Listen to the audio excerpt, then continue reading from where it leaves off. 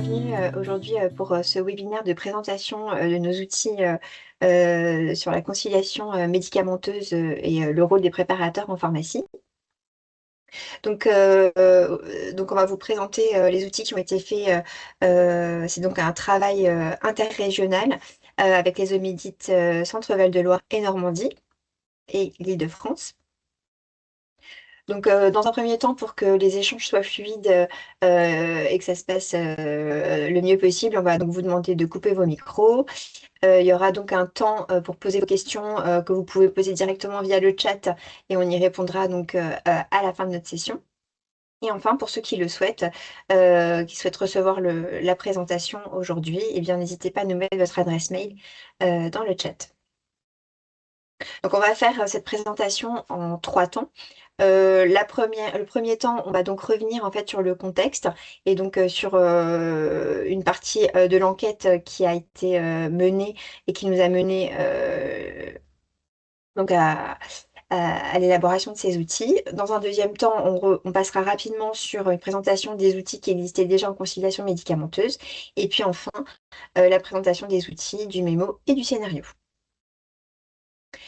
Donc, pour commencer, en fait, on a donc mené une enquête au sein de nos régions.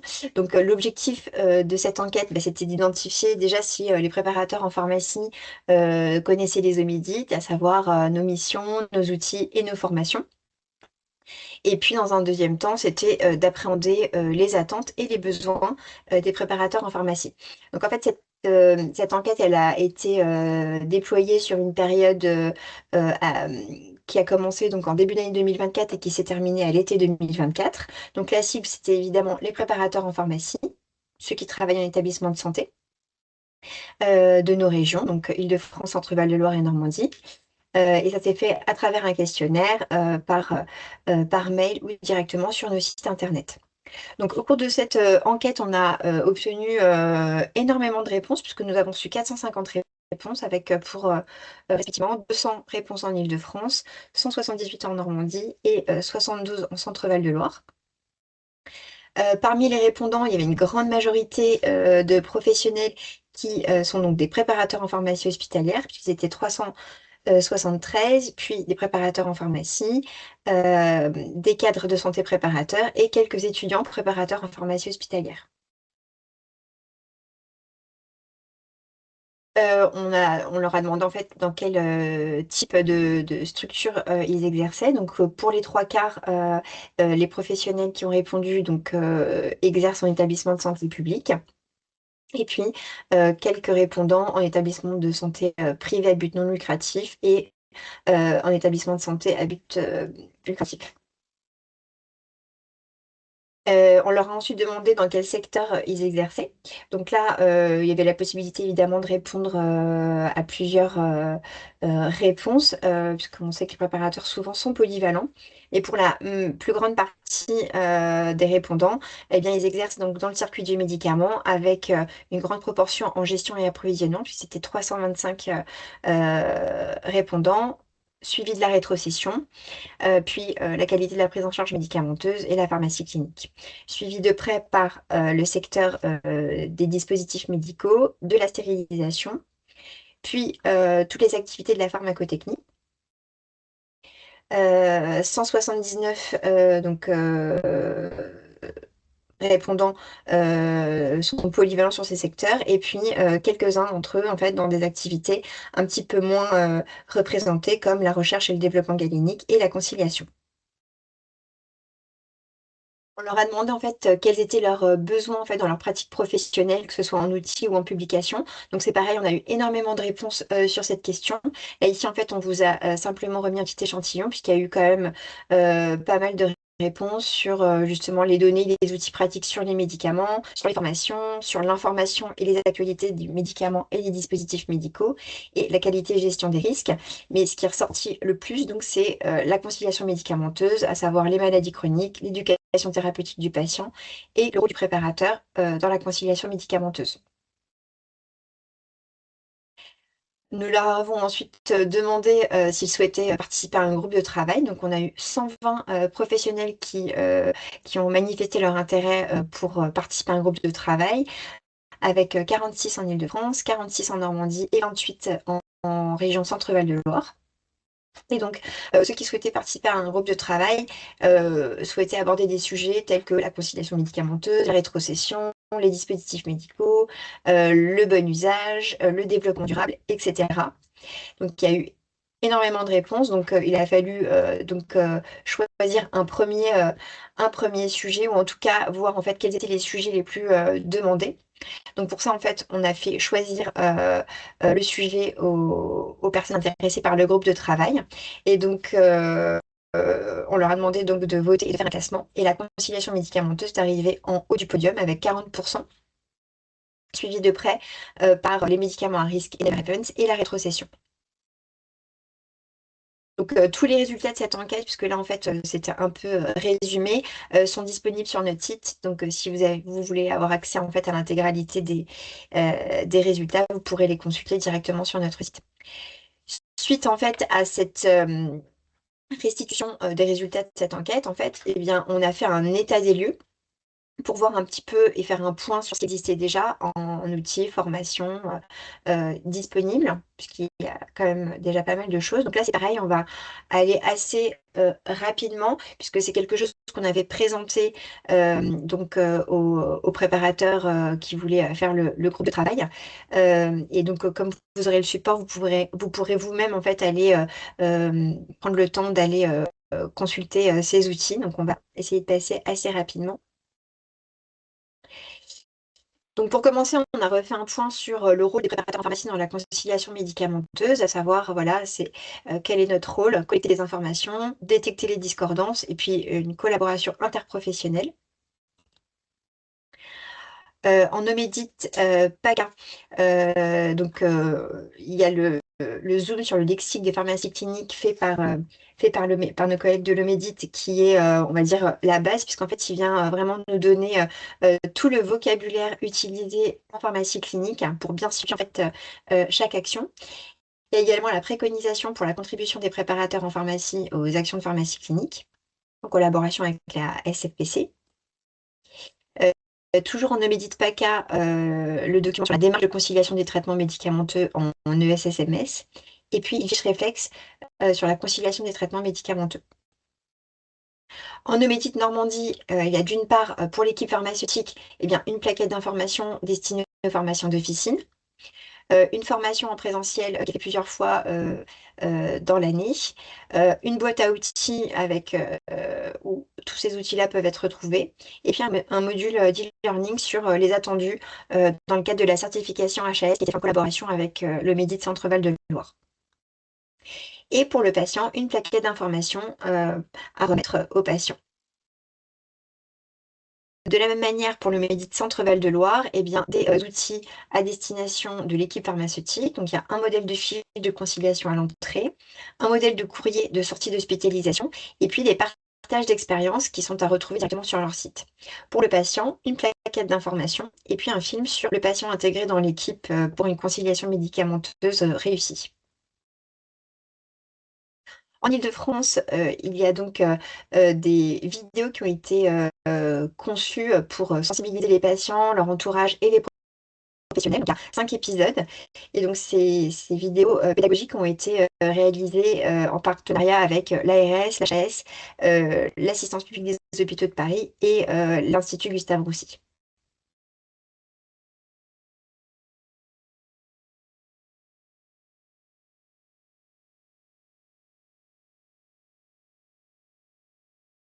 Et puis également les documents de l'HAS, donc mettre en œuvre la conciliation des traitements médicamenteux en établissement de santé, et également le document de l'INCa sur la conciliation médicamenteuse des traitements médicamenteux en cancérologie.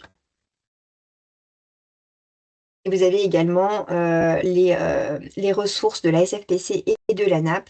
Donc il y a le lexique de la pharmacie clinique, l'évaluation de l'activité de la conciliation médicamenteuse et les enjeux de l'informatisation de la conciliation médicamenteuse.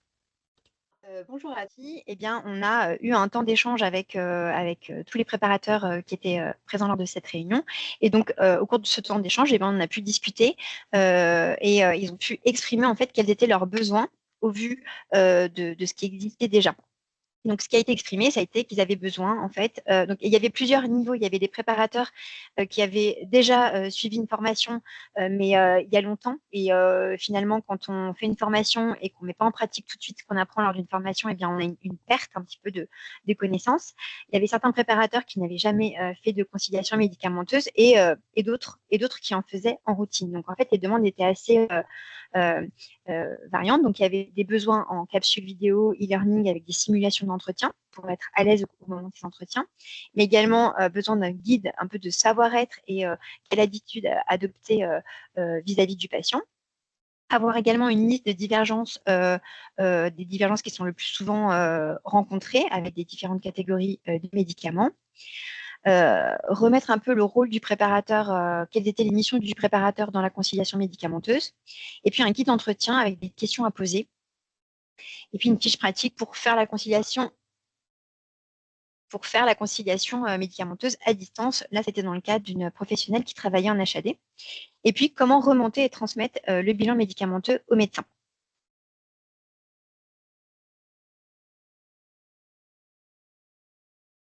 Et voilà, donc on attaque maintenant la troisième partie, donc la présentation des outils pour la conciliation médicamenteuse destinée aux préparateurs, à savoir le mémo et le scénario. Donc, à la suite de ces échanges, en fait, on s'est quand même posé la question et on s'est dit, ben voilà, avec ce qui existe déjà et les besoins qui ont été exprimés, eh bien, quel format, quel outil choisir pour répondre au plus près en fait des besoins qui ont été exprimés. Et donc de cette question, eh bien, sont nées deux idées. Dans un premier temps, le mémo de poche et puis dans un deuxième temps, le scénario de mise en situation. Donc là, on va commencer par la présentation du mémo. Euh, on va vous donner, on va y venir. Donc, le mémo et le scénario, en fait, sont deux outils qui s'adressent aux préparateurs en pharmacie. Donc, le mémo, lui, va être synthétique et va venir reprendre tous les points essentiels pour les missions qui nous sont confiées en tant que préparateurs en pharmacie. Et ils vont venir en complément d'une formation que vous auriez reçue en dehors de vos établissements ou sur vos établissements. Et le scénario, lui, il va vraiment permettre une mise en situation concrète. Donc, ils sont adaptés à notre quotidien et à nos missions. Ils vont permettre de remobiliser les connaissances qui ont été vues en formation à distance, mais également pour les professionnels n'ayant pas encore fait de conciliation médicamenteuse, en fait, ça va permettre de découvrir cette activité si c'est un projet dans votre établissement. Et puis, dans le mémo, vous retrouverez également des conseils concrets à mettre en pratique. Et donc, on va commencer par le mémo.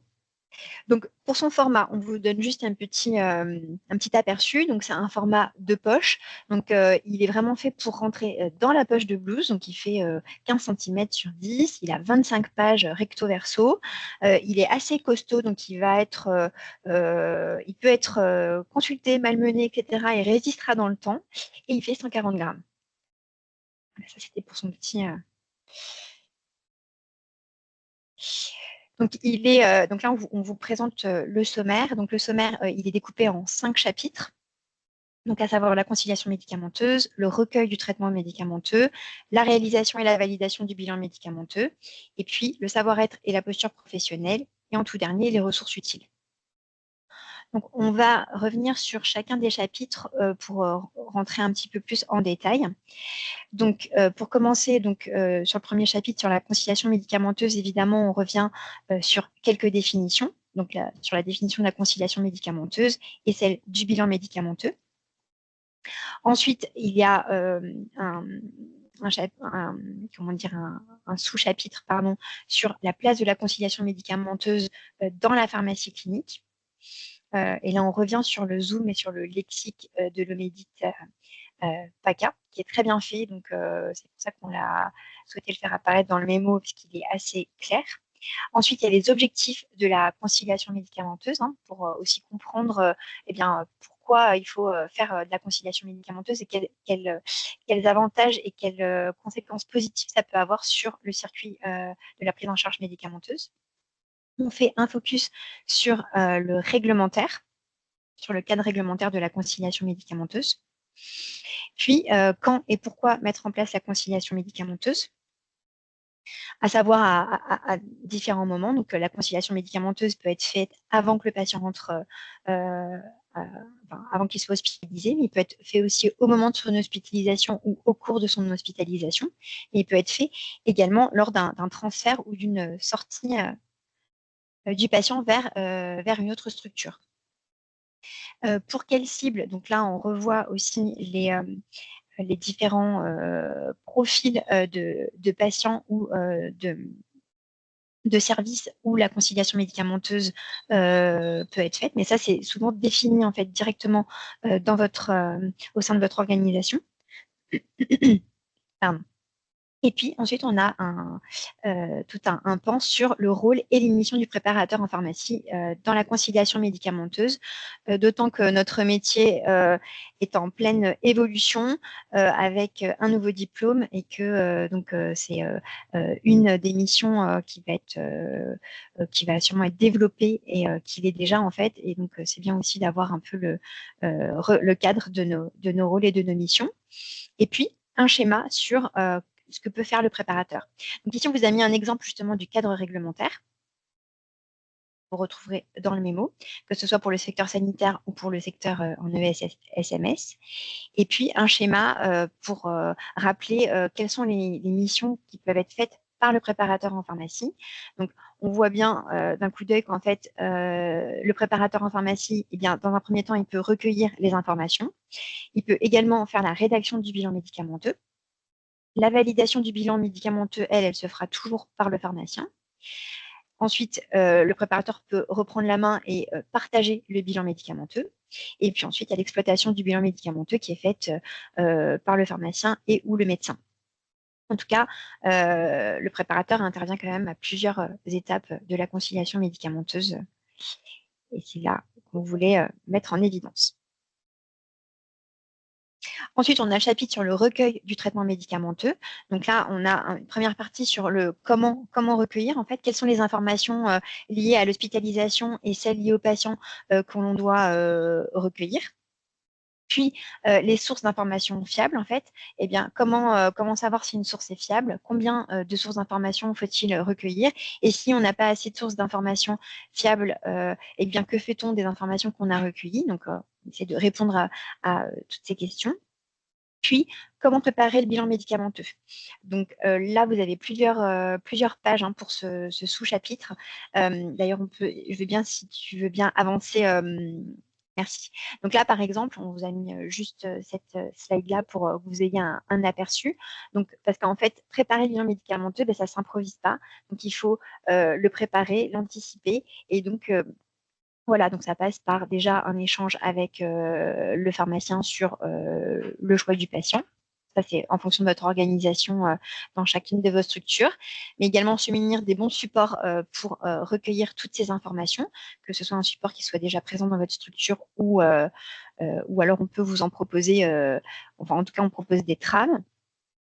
Quelles sont comment dire, les informations à aller consulter. Donc, comment consulter le dossier du patient, le dossier médical du patient.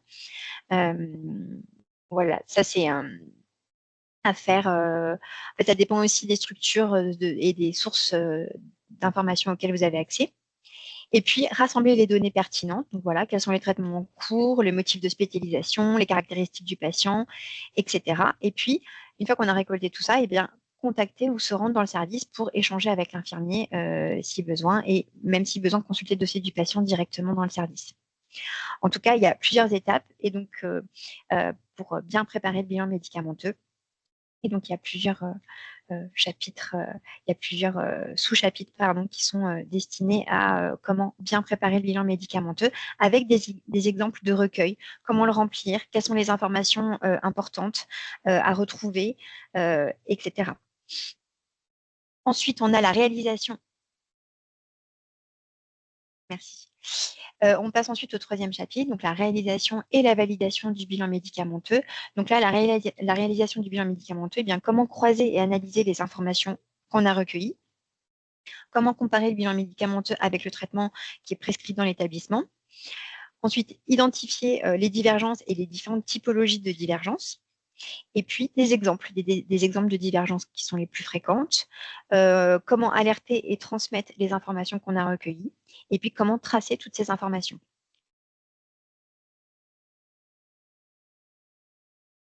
Avec ici, justement, un exemple d'identification des divergences où vous voyez, il y a un exemple de bilan médicamenteux qui est rempli. Et donc, quand il est rempli correctement, en fait, et bien, grâce au tableau, tout de suite, on peut voir les divergences qui apparaissent sur chaque ligne. Et on rappelle évidemment que le préparateur, il peut tout à fait identifier les divergences et les faire valider par le pharmacien, puisque c'est un travail collaboratif entre le pharmacien et le préparateur en pharmacie.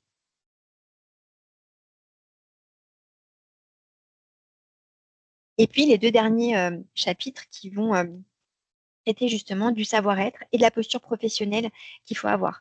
Donc là, on fait des rappels sur la posture d'écoute, sur l'attitude, en fait, quelle est l'attitude à avoir, quelle communication bienveillante il faut avoir avec le patient, et puis aussi quelques questions auxquelles on peut être confronté et auxquelles il faut être préparé, en fait, en tout cas à répondre.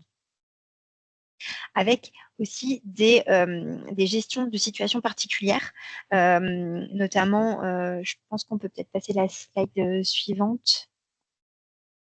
Merci. Donc là, par exemple, pour la gestion des situations particulières, vous voyez, on a essayé de mettre toutes celles en tout cas qui nous avaient été partagées.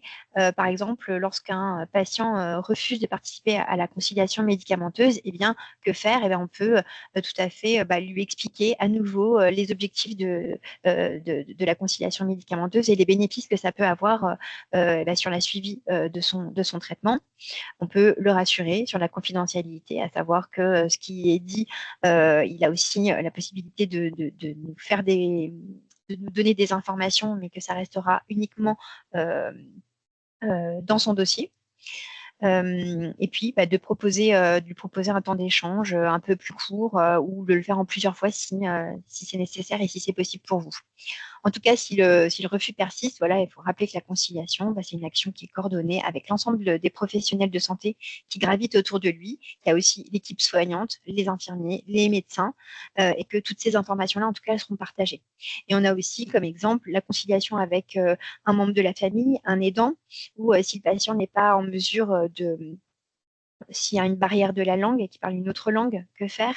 Ou alors si on a peu de sources disponibles, ou alors encore par téléphone pour l'exemple dans le cas de l'HAD. Mais on a aussi d'autres exemples, comme par exemple la conciliation avec des enfants, et puis en cas de situation émotionnelle un petit peu difficile aussi, qui nous ont été partagées en fait, et voilà, se préparer à ce genre d'éventualité. Et puis, dans les ressources utiles, vous avez un peu des phrases types pour s'entretenir avec le patient, un peu de matière justement pour être un petit peu plus à l'aise quand on va aller auprès du patient et qu'on doit le questionner sur ses habitudes, sur ses traitements, sur ses difficultés, etc. Donc voilà, donner un peu des exemples et faciliter un peu parfois ces premiers échanges avec le patient.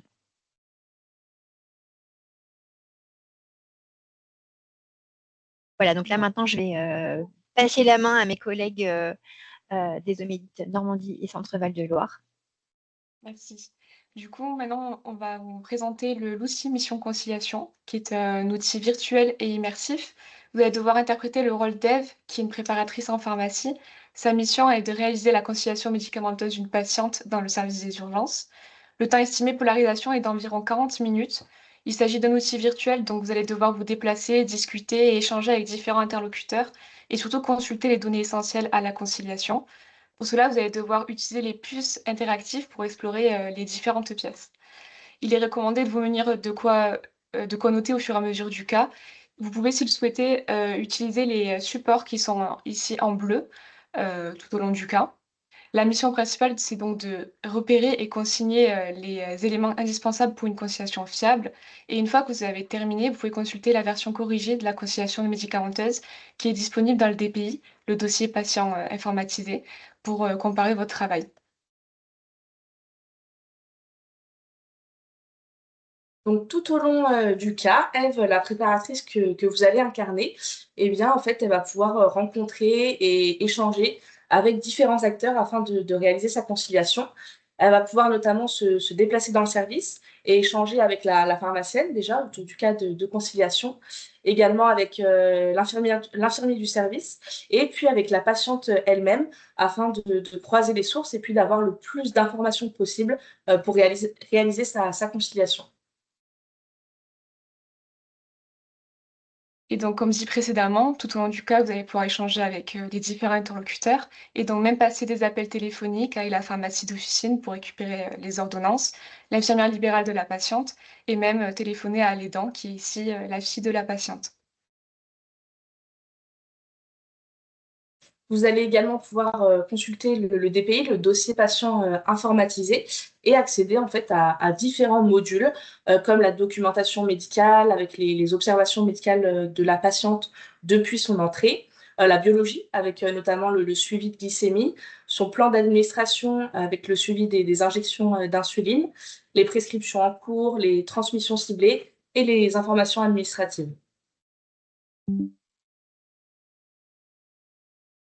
Il y aura ensuite quelques conseils pour mener à bien cet entretien avec le patient, notamment sur la présentation, expliquer qui vous êtes, expliquer l'intérêt de la conciliation à la patiente, l'environnement, éviter toute distraction pour être concentré sur les besoins de la patiente, l'attitude à avoir envers le patient, être à l'écoute, avoir un ton calme, rassurant pardon, et reformuler si besoin. Et pour finir aussi, des conseils au niveau de la posture, être attentif, reconnaître ses limites et parfois, si nécessaire, revenir ultérieurement.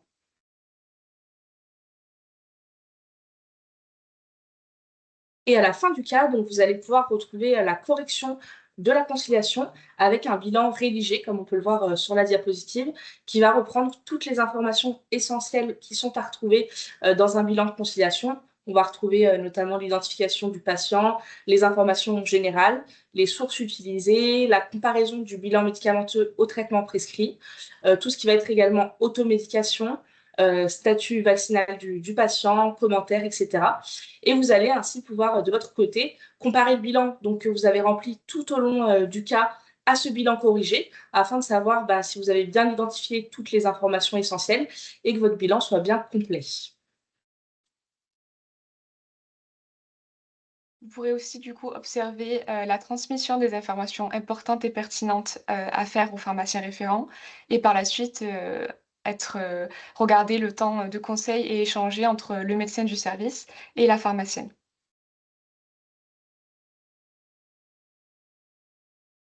Et pour vous parler un petit peu donc, des perspectives, on a plusieurs autres scénarios qui se préparent et qui vont arriver très prochainement. On peut tout d'abord retrouver la conciliation de sortie qu'on retrouve en haut à gauche, qui va faire le lien justement avec ce cas qu'on vous a présenté aujourd'hui, qui est la conciliation de sortie de la même patiente. Et également, vous pouvez retrouver le cas d'une conciliation en chirurgie digestive et en oncologie, deux services où il peut y avoir des spécificités, où les conciliations elles peuvent avoir des subtilités et elles peuvent être très différentes de ce qu'on vous a déjà présenté dans le premier cas. Donc, lorsque vous avez terminé d'utiliser l'outil, n'hésitez pas à participer au questionnaire de satisfaction en flashant le QR code ici. Ça prendra moins de 3 minutes, c'est assez court, mais c'est surtout bénéfique et ça nous aide à contribuer et à améliorer nos outils.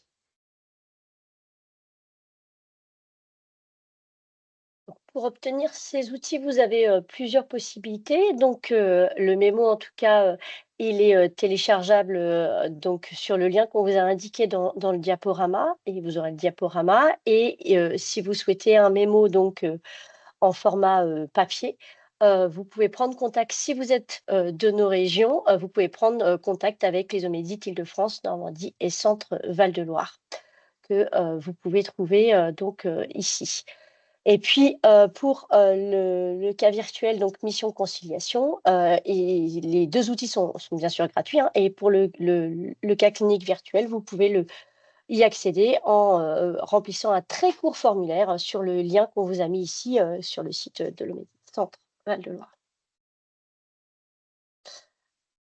Et on vous rappelle également que maintenant, la conciliation médicamenteuse, c'est un critère standard de la certification des établissements de santé par la Haute Autorité de Santé, hein. Auparavant, c'était un critère avancé. Donc, la conciliation médicamenteuse n'était pas obligatoirement, ne devait pas obligatoirement être mise en place dans les structures. Maintenant, c'est obligatoire. Les équipes vont devoir s'y mettre. On a réalisé il y a 10 jours, je crois, un webinaire à partir du e-learning qui a été fait par l'Isomédite Normandie et Centre Val-de-Loire, que vous pouvez consulter sur nos sites respectifs, qui vous décrivent un petit peu les attendus des experts visiteurs par rapport à cette conciliation médicamenteuse.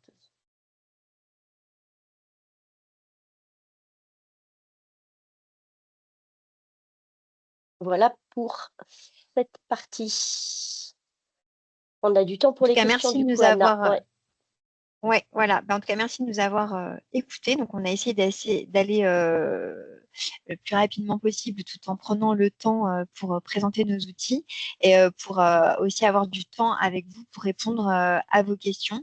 Donc, n'hésitez pas. Je vois dans le chat, alors je commence par la fin, désolée, mais j'ai vu dans le chat qu'il y avait une question sur justement la conciliation médicamenteuse en psychiatrie. C'est vrai que c'est un sujet qu'on n'a pas encore abordé.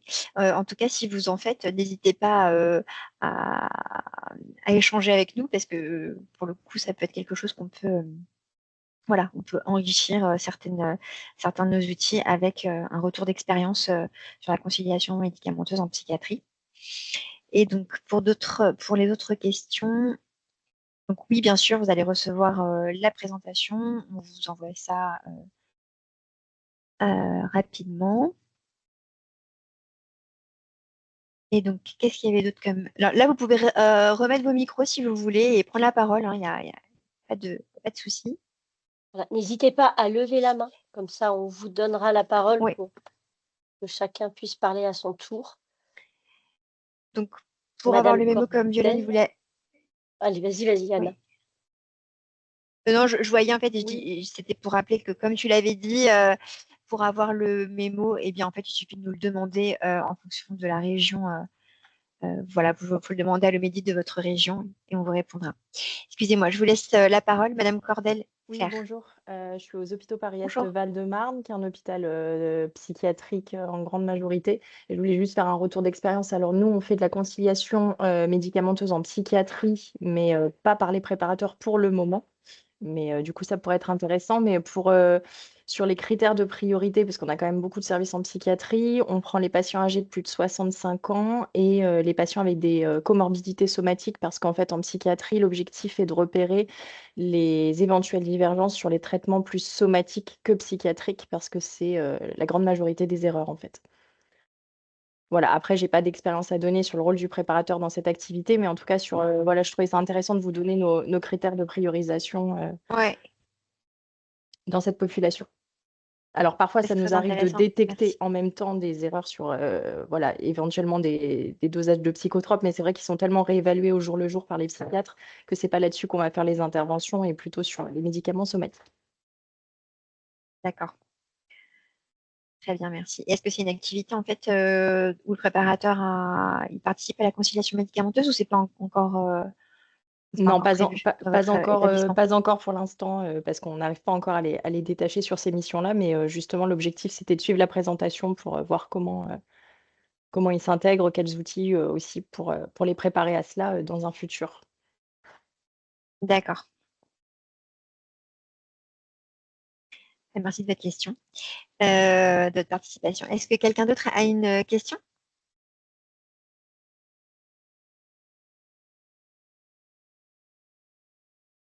Oui, la team CHPC.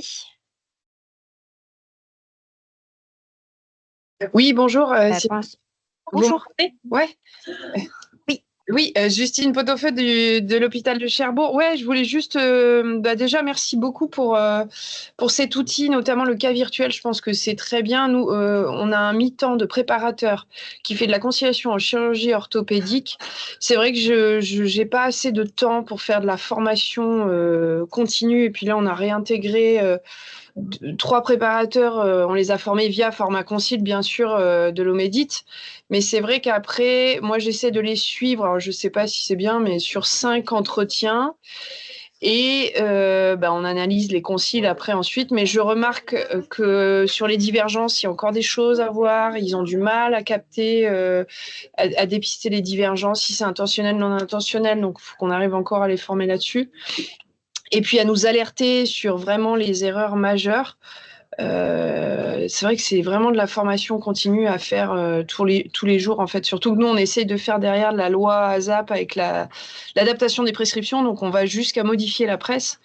Et je me dis que tout repose quand même sur eux, sur le fait de dépister l'erreur majeure. Et c'est pour ça c'est important de les mêler à l'activité, je pense.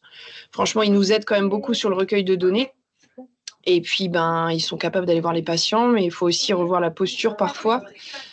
Et donc, du coup, ouais, merci pour ce cas virtuel. Je pense que là, je vais le faire à toutes les filles. Et puis, on va essayer de faire un staff pour comparer un peu les réactions de chacune. Et c'est bien que vous ayez fait différents cas. J'ai pas vu s'il y avait si, je crois qu'il y a la chire viscérale. Mais, Elle n'est pas encore, c'est pas encore sorti. Ouais, C'est dans les, voilà. voilà. Je laisse Violaine. mais je pense que les la chire viscérale, je pense qu'on l'aura fin mars, D'accord. mi-mars, Ok. fin mars. Bon, super. Mais c'est très bien de nous aider à les former parce que je pense qu'en routine, on n'a pas toujours le temps de bien les former. Et format concile, ça suffit pas. Enfin, voilà, il faut aussi les suivre dans le temps sur l'activité en routine, quoi. Donc, oui, c'est du travail d'impliquer les préparateurs dans la conciliation, c'est sûr. Ouais, mais c'est ça. Mais en fait, plus ils seront formés, plus on aura des supports, plus on va pouvoir tester des mises en situation, et plus on est à l'aise en fait à la mettre en pratique après. Ouais, tout Donc, à fait. Ouais. Merci en tout cas. merci à vous. Alors, on a la P8 Saint-Cyr qui lève la main. Je vous écoute. Mais votre micro est coupé pour l'instant.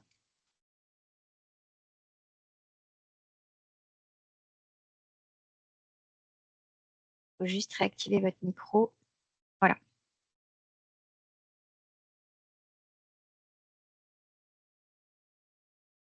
On vous écoute. Je ne sais pas si vous m'entendez. Ouais, vous pouvez y aller là, je pense. Bon, ouais. Pour l'instant, nous, on ne vous entend pas. Il y a des questions dans le chat en attendant. Existe-t-il une habilitation pour cette activité?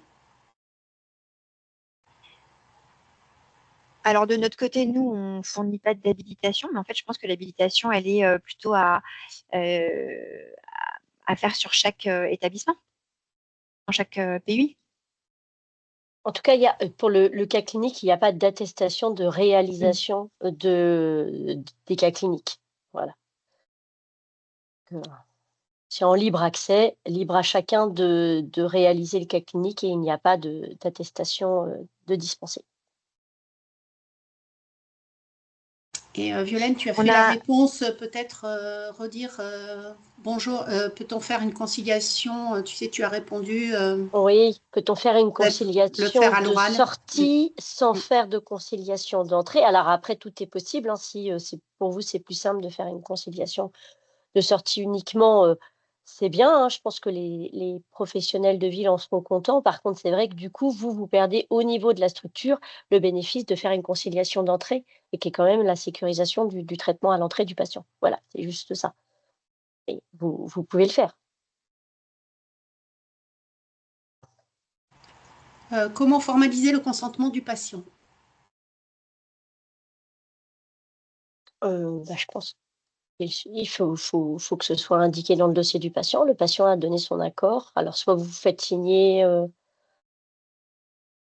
un recueil de consentement. Je sais pas, Jeanne, toi, dans ta pratique, ou Lucie, vous faisiez signer des recueils de consentement aux patients pour la consigne? Nous, en tout cas, on ne faisait pas signer, mais par contre, on lui formalisait au moment de l'entretien patient, on lui expliquait la démarche déjà de conciliation, l'objectif, et puis on lui demandait son accord pour donner les informations évoquées au médecin, et puis pour appeler également la pharmacie d'officine et le médecin traitant si besoin. Donc, et puis on marquait donc du coup dans le dossier derrière que le patient avait donné son accord. Voilà. Voilà. Bah, c'est pareil pour Ok. moi aussi. Ok, d'accord. Alors là, on a une question. J'aurais également une question. La conciliation médicamenteuse d'entrée peut-elle être intéressante en EHPAD avec PUI et comment présenter ses intérêts auprès de la gouvernance de l'EHPAD?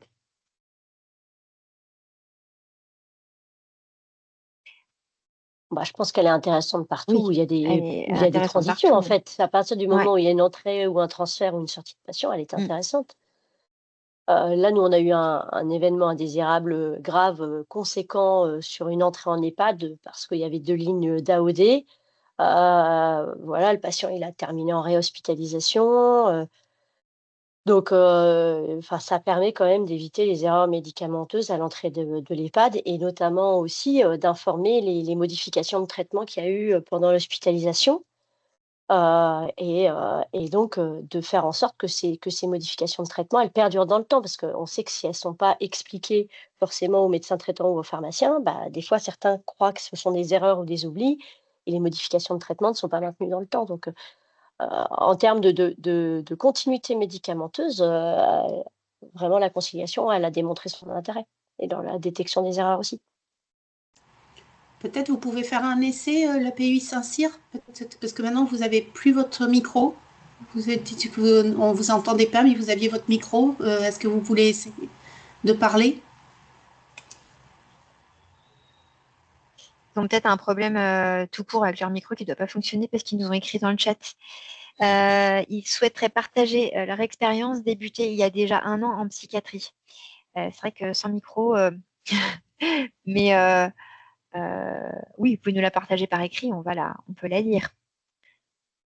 Je vais lire la question suivante. Bonjour, est-ce qu'un préparateur en pharmacie dans un établissement sanitaire sans PUI, mais conventionné avec une officine de ville, peut-il participer à la conciliation, donc recueil des données, puis les transmettre aux pharmaciens d'officine pour validation? Alors moi, cette question me pose question. Un pharmacien qui travaille dans un établissement sans PUI, alors où c'est de l'HAD, mais parce qu'en termes de responsabilité de Ouais. responsabilité des activités du préparateur, ça pose question. C'est pour ça que je Vous êtes rattaché à peut-être à est-ce une que vous êtes PUI? rattaché à un HAD sans PUI ou quels sont vos liens? En fait, quels sont vos liens avec vous avez un pharmacien forcément, qui est un responsable fonctionnel? Parce que,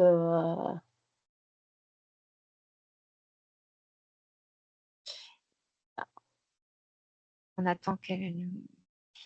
On a Sylvette qui a levé la main en attendant d'avoir un retour.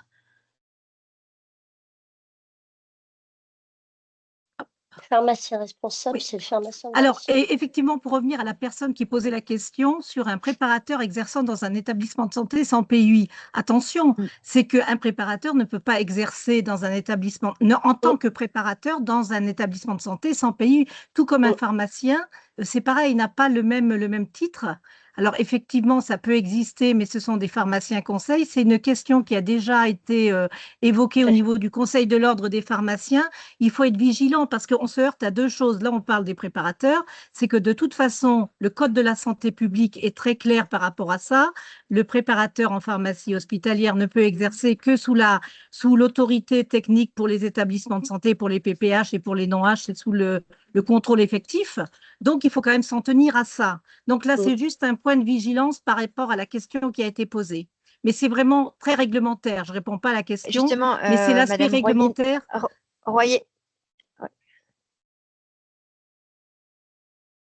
Allô? Vous m'entendez? En fait, Madame Royer-Natacha, vous m'entendez? Je suis pas sûre, j'ai une petite coupure. Oui, on t'entend, oui. Ouais, merci.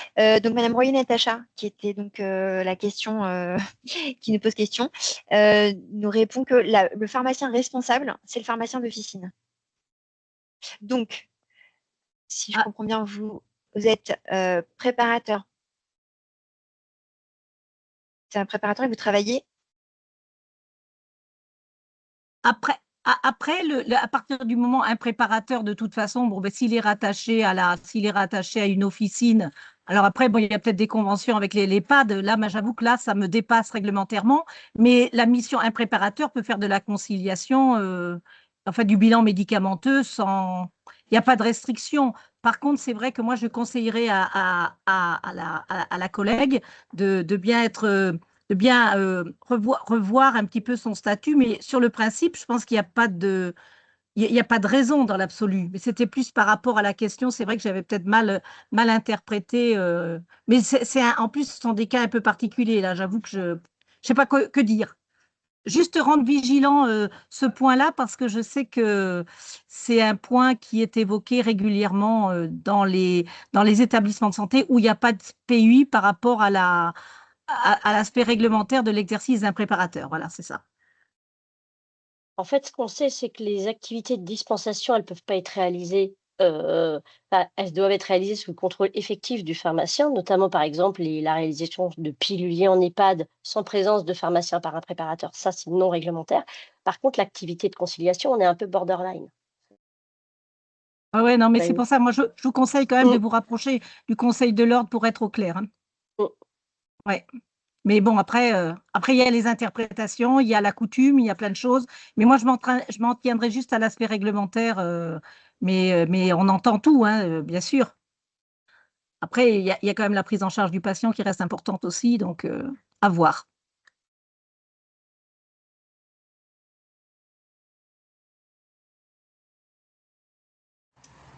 Il y a deux autres questions. Est-ce qu'il y a un système d'information qui permet de réaliser la conciliation? Ça marche plus de côté. Ça marche là, ça continue? Alors après, il existe un certain nombre de ce qu'on appelle des logiciels de pharmacie clinique, donc il y a, Hospiville, il y a Bimedoc, il me semble aussi, qui facilite, la réalisation des conciliations médicamenteuses. Et puis il y a Pharma, il y a des logiciels par exemple des LAD aussi, notamment, Pharma qui a son propre module de conciliation médicamenteuse aussi, hein. Donc il y a des outils qui sont pas donnés, qui restent payants et qui restent à intégrer, notamment dans les systèmes d'information des établissements. Mais en effet, il y a des choses qui permettent de faciliter, et de gagner du temps sur les réalisations de conciliation. N'hésitez pas mes collègues, hein, si vous voulez rajouter des choses. Oui, j'allais dire comme Oui. Violaine, et également vous pouvez ne pas avoir forcément, vous pouvez très bien le faire sans système d'information avec des documents, soit que vous pouvez trouver sur les différentes Zomédites, il en existe pas mal, et mettre en place cette activité sans système également. Ça, c'est un peu à vous de voir en fonction du bénéfice temps gagné grâce à ces logiciels et des moyens aussi de l'établissement. Connecté. Bonjour, excusez-moi, je reviens. Moi, j'ai été déconnectée, petit problème d'informatique, donc je me suis greffée ailleurs. Donc là, on avait une question, c'est là où j'ai été coupée. Comment choisir les critères lors de la mise en place de la conciliation et le nombre idéal de conciliation s'il manque d'effectifs?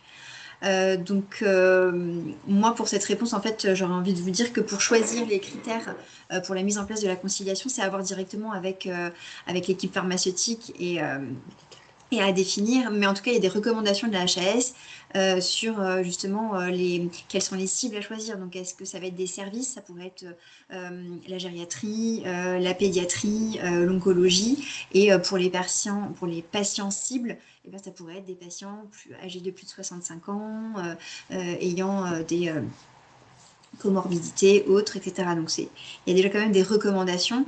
Et après, c'est vraiment défini par l'équipe pharmaceutique et médicale. Et médicale. On a une main levée, Madame Rebaille ou Monsieur Rebaille? Bonjour. Madame Rebaille, bonjour. En fait, moi, je suis préparatrice au GHU Paris Psychiatrie sur le site Nord. Et j'avais une question. Donc, nous, on a déjà fait des conciliations, mais ma question est la suivante. Si on, on a besoin de faire une conciliation parce qu'on estime que c'est nécessaire pour le patient, mais qu'il est dans l'incapacité de parler, donc on ne peut pas recueillir les informations via le patient, est-ce qu'on a le droit d'effectuer cette conciliation, même si on n'a pas le consentement du patient, sachant qu'on est en psychiatrie?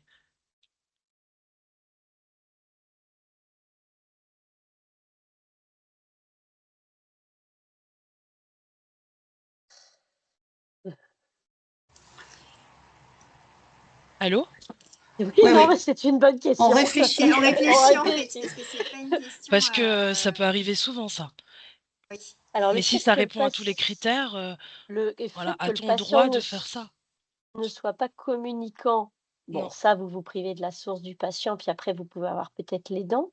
Oui, mais on n'a Mais pas le réaliser consentement. une conciliation, après, réaliser une conciliation sans l'accord du patient, euh, Même si Moi, je on pense considère que qu'il c'est faut, nécessaire. ouais, moi, je pense qu'il faut voir ça avec le psychiatre. C'est quand même avec le médecin qu'il faut voir ça. Pour moi, c'est une décision médicale. finalement. Ah Ouais. oui, c'est une décision médicale avec une acceptation médicale. Donc ça veut dire que le médecin peut accepter s'il estime que c'est nécessaire, Ouais. malgré Je qu'on n'ait pense pas le qu'il le peut. consentement du patient. C'est bien ça. De toute manière, la conciliation médicamenteuse est multiprofessionnelle. On est d'accord que Mhm. c'est pas Oui, le oui, pharmacien qui fait la conciliation. Donc oui, en bien fait, c'est sûr. un avis partagé entre le médical et le pharmaceutique. Donc pour moi, il faut en discuter avec et avoir l'aval du psychiatre ou psychologue. Et du coup, on a posé cette question tout à l'heure. Du coup, comment on formalise le consentement? J'ai pas entendu. C'est noté dans le dossier du patient? Comment? Oui. C'est ça? Dans Oui. ces Il cas-là, signe oui. un consentement? C'est ça? Ouais. Non, Signe un mais je pense. consentement ou ça peut être aussi une case à cocher au moment du recueil des informations. Parce que, encore une fois, c'est en psychiatrie, c'est compliqué. Un Oui, c'est patient peut dire particulier. oui le premier jour et le dernier jour avant de sortir de l'hôpital peut dire non, non, j'ai pas accepté qu'on recueille les informations. Donc c'est un peu délicat. C'est un peu délicat. En fait, je pense que Bah, chacune des étapes, même s'il dit oui à un instant donné ou C'est s'il ça? est et qu'il change d'avis, en fait, bah, il faut recueillir ces deux informations-là, même si elles sont contradictoires. Mais voilà, je pense que d'autant plus en psychiatrie, ça peut être changeant. Donc, après, Mais la il n'y a pas de conciliation, document officiel à faire non. signer. Il n'y a pas un non, consentement avec... non. D'accord. On a Après, Madame Cordel-Claire qui nous dit si le patient n'est pas interrogeable, nous voyons cela avec le psychiatre s'il juge que cela est nécessaire pour le patient. Donc voilà, ça peut être déjà un début de réponse pour vous, de voir avec le médecin psychiatre. Merci. Et puis de le tracer, en fait, Oui, oui. chacune des actions. Si effectivement il donne son accord au départ et qu'en cours de route il change d'avis, bah, il faut tracer chacune de ces modifications. D'accord, merci. Et donc, Madame Cordel rajoute, pardon, et nous renseignons dans le dossier que nous n'avons pas pu faire l'entretien. Voilà, donc il faut tracer.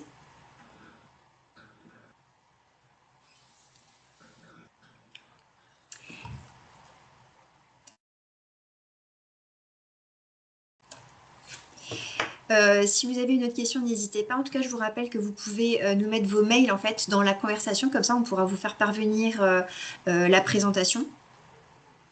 Et puis surtout, en fait, pour ceux qui le souhaitent, on pourra aussi rester en contact pour notamment pour la psychiatrie. On voit quand même qu'on a eu beaucoup de questions et on pourrait effectivement travailler ensemble pour pour enrichir un petit peu justement nos outils avec vos retours d'expérience.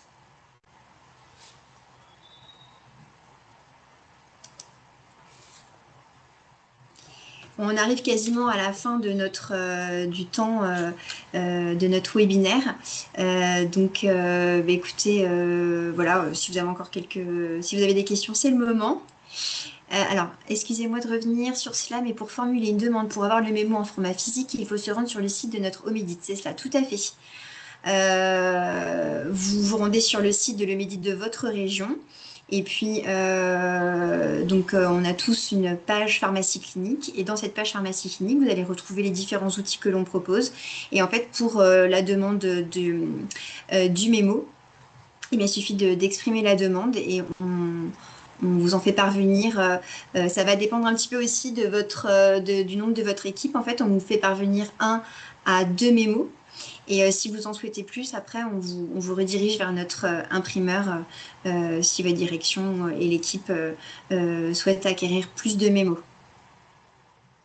Alors, renseignez-vous quand même auprès de vos équipes, parce que nous, en Centre Val-de-Loire, on a fait un envoi un peu proactif d'un certain nombre de mémos dans tous les établissements sanitaires de la région.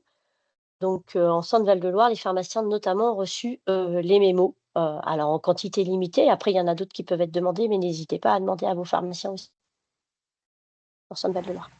D'accord. C'est vrai que nous, en Ile-de-France, on n'a pas fait comme ça, on n'a pas forcément envoyé d'avance. Donc, vous pouvez nous les demander, on vous les enverra. Et pour la Normandie, pareil. Et pareil pour la Normandie, j'allais te dire, on a fait de la même façon que vous. Ouais, on prend au cas par cas. N'hésitez pas à nous envoyer un mail sur l'adresse mail générique en indiquant votre adresse, votre établissement et combien de mémos vous voulez. Et puis, en fonction, on fait les envois au fil de l'eau. Ok. Très bien. Eh bien, écoutez, si vous êtes tous d'accord, eh bien, on va peut-être se quitter sur ces mots-là. Donc, en tout cas, merci de votre attention, de votre présence pour la présentation de nos outils pour la conciliation médicamenteuse destinée aux préparateurs en pharmacie. Et voilà, si vous voulez rester en contact avec nous, n'hésitez pas à nous contacter. Merci beaucoup.